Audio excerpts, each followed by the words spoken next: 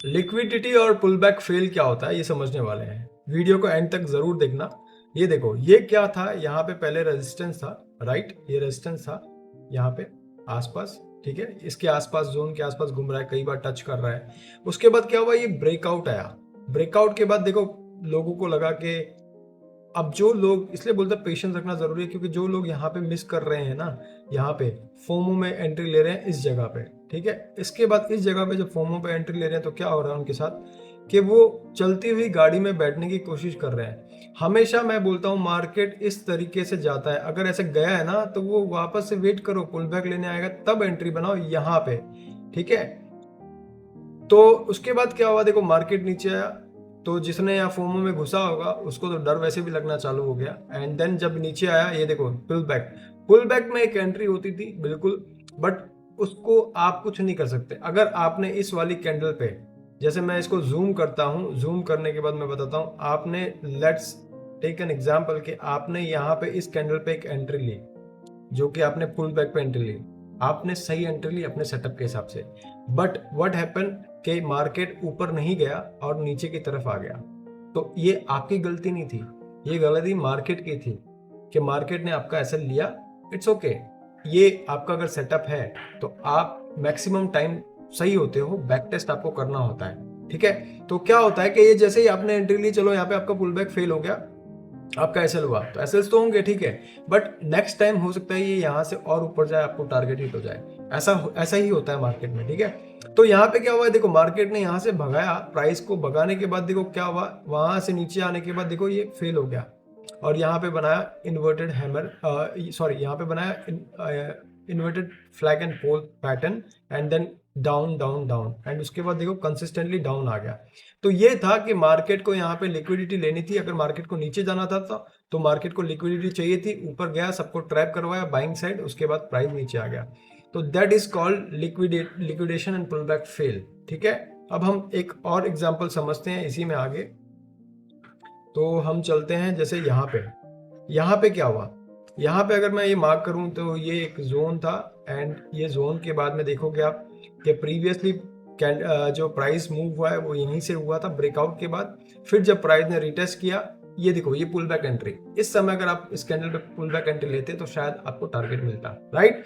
और उसके बाद में क्या होता है कि ये देखो ऊपर की साइड गया, फिर नीचे आया, फिर नीचे आने के बाद देखो ये सपोर्ट था। अब क्या किया मार्केट ने, अब हम ये सोचते हैं, जो बोलते हैं ना कि दिमाग में ट्रेड मत करो, चार्ट्स पे ट्रेड करो। तो क्या हुआ, ये पुल बैक यहां से लिया, लेने के बाद क्या हुआ, अब सब सोचने लगे हाँ यहाँ से बाउंस आता है, यहाँ से बिल्कुल बाउंस आना चाहिए था, बट मार्केट ने क्या किया कि पुल बैक। पहली बात तो यहाँ पे कि पुल बैक के लिए ट्रिगर आप देखोगे तो आपको ये एक रिजेक्शन कैंडल है और ये एक इन्वर्टेड हैमर कैंडल है और ये एक अच्छी कैंडल है, तो आप ऑब्वियसली यहाँ पे एंट्री बनाओगे। तो उसमें क्या होगा कि आपका एक एसएल हिट हो जाएगा, हिट होने के बाद अब आप क्रॉस ट्रेड, इसलिए बोलते हैं प्लान के हिसाब से रहना। अब आप इसको नीचे जाते हुए देखते हो और उसके बाद आपको लगता है कि अब तो नीचे जा रहा है, जोन के नीचे ब्रेकडाउन भी आ गया, वेरी गुड ले लो। उसके बाद क्या होता है, वापस मार्केट घूमता है। तो हमेशा एक चीज ध्यान रखो, जब भी आपका यहाँ पे आपने एंट्री बनाई, सपोज इस वाली कैंडल में आपने एंट्री बनाई, ये ग्रीन कैंडल में, ठीक है, उसके बाद क्या हुआ, मार्केट नीचे आया, आपका स्टॉप लॉस हो गया, तुरंत कॉन्ट्रा ट्रेड मत लो। आपको पता है कि ये सपोर्ट है, सपोर्ट पे रेजिस्टेंस पे ऐसे ट्रैप्स बनते हैं, बहुत बार बनते हैं, हर बार बनते हैं, और उसके बाद आपको लगेगा कि नीचे जा रहा है, कैंडल भी क्लोजिंग आगे नीचे का ट्रेड आपने लिया, तभी वो रिवर्स होगा। वेट, ऐसे समय में वेट, जब आपको वापस आपका एक प्राइस जोन जो था आपको मिलता है तब री एंट्री लो। उसके बाद देखो आपको 1:2 का टारगेट मिला, आराम से मिला, आराम से मिला, हंस हंस के मिला। तो यही होता है, देखो यहाँ पे क्या हो गया, ये डब्ल्यू पैटर्न बन गया, और फिर जब प्राइस यहाँ आता है ना, आप फोमो में फिर एंटर करोगे, फिर से कटेगा। ये होता है कि जब आपने एक एंट्री ली, आपका डायरेक्शन सही था, व्यू सही था, एनालिसिस सही था, ये मार्केट ने ऐसा लिया, लिक्विडिटी ली, देखो जो लोगों ने शॉर्ट किया उनको फिर से ट्रैप किया, पुल बैक फेल किया और वापस से बाउंस ऊपर कर गया, ये इसके बाद देखो ऊपर की साइड चला गया।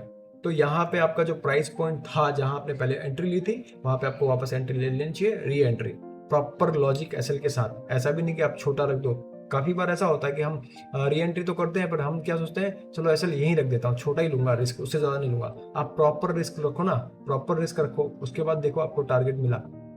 राइट।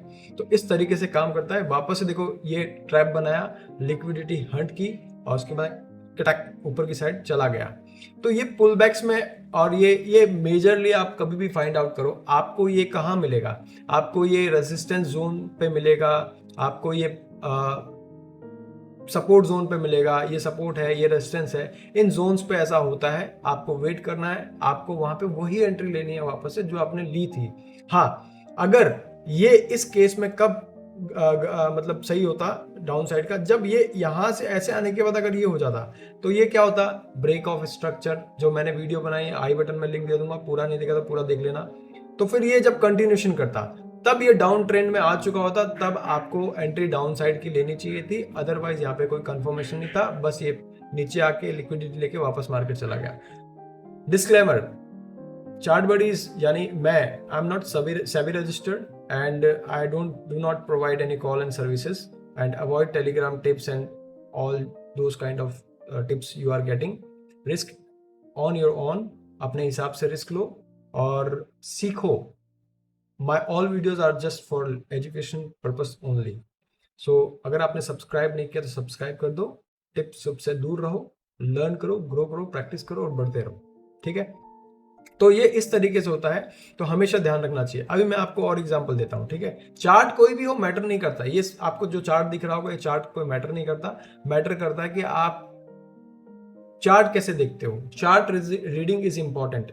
आप किसी भी मार्केट में हो ना, उससे क्या फर्क पड़ता है, क्योंकि कैंडल्स तो एक फॉर्म में हो रही है, बस वॉलेटिलिटी का फर्क आता है कि कौन से स्क्रिप्ट पे आप काम कर रहे हो, वो एक डिपेंड होता है, ठीक है।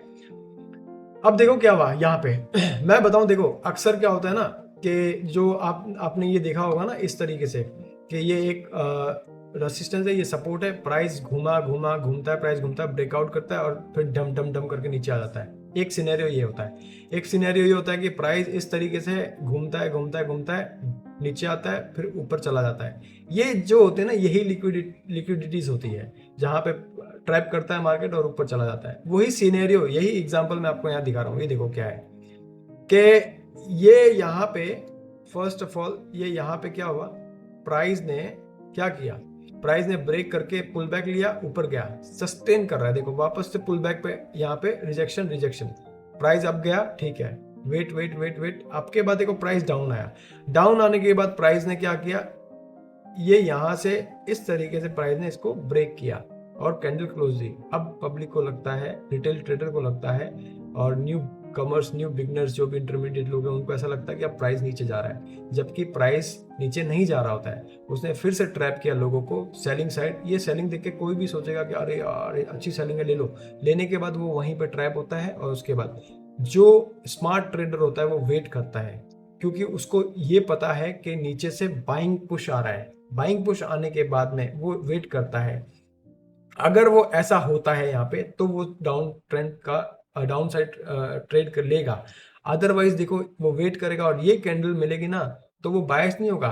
कुछ लोग ज्यादातर बायस होते हैं, अरे कैंडल आया वापस ऐसे आ जाएगा, नहीं, वो बायस नहीं होगा, वो तुरंत एंट्री मारेगा, क्योंकि जोन के बाहर ब्रेक डाउन करने के बाद नीचे कंटिन्यूएशन नहीं किया, ऊपर की साइड आके वापस से कैंडल ने क्लोज किया, वो यहाँ पे एंट्री मारेगा। एंट्री मारने के बाद वो अपना रिस्क रिवॉर्ड रेशियो डिफाइन करेगा और रिस्क रिवॉर्ड रेशियो डिफाइन करने के बाद जहाँ से लिक्विडिटी मार्केट ने ली थी उसको अपना टारगेट रखेगा। पहला ये रेजिस्टेंस जो जहाँ से प्राइस गिर रहा है उसको 1:2 मिला, और अगर वो होल्ड करता है तो फिर वो आगे और प्रॉफिट अर्न करता है। तो इस तरीके से स्मार्टली ट्रेड करो और चार्ट बडीज को सब्सक्राइब करो। ट्रेड स्मार्टर नॉट हार्डर, ठीक है, दिस इज टैगलाइन। तो ये इस तरीके से हम लिक्विडिटी को समझते हैं और पुल बैक को समझते हैं। और कौन सा दूसरा वीडियो किस टॉपिक पे चाहिए आप कमेंट करके जरूर बताना और सब्सक्राइब करना ना भूले।